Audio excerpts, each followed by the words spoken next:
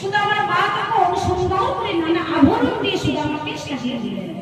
এ ভক্তমণ্ডলী ভক্তি করে মায়ের নাম লক্ষ্য করুন বাবা। আস্তে আস্তে সুদামার মা তখন সুদামার কণ্ঠটা জড়ায় ধরেছে।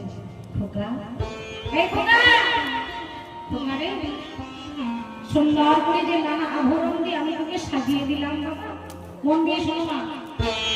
আস্তে এই সুন্দর করে নানা আভরণ দিয়ে তোকে আমি সাজিয়ে দিয়েছি কেন? তুই পাণ্ডিত্য অর্জন করতে যাবি বলে। একটা কথা মনে রাখিস, পাণ্ডিত্য অর্জন করা হয়ে গেলে তুই আমার কাছে ফিরে আসবি। তুই বল ও মায়েরা, এই কথাটা মনে নিয়ে শোনো।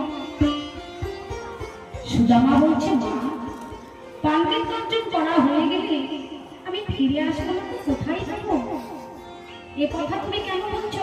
বারবার করে তুমি আমাকে কেন বলছো যে পাণ্ডিত্য অর্জন করা হয়ে গেলে তুই আমার কাছে ফিরে আসবি? আরে ফিরে আসবো না তো কোথায় চলে যাবো? হ্যাঁ, কোথায় যাবো আমি? আমি পাণ্ডিত্য অর্জন করে তোমার মতো মায়ের কাছে যদি না ফিরে আসতে, তাহলে তোমার জন্মটা বৃথায় চলে যাবে।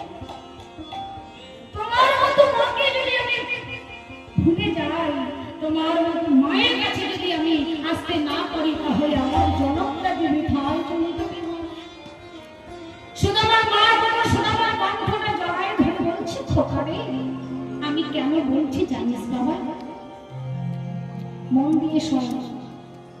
ছেলে যখন খুব ছোট থাকে, সেই ছেলেটা তার বাবা মাকে ভরসা করে।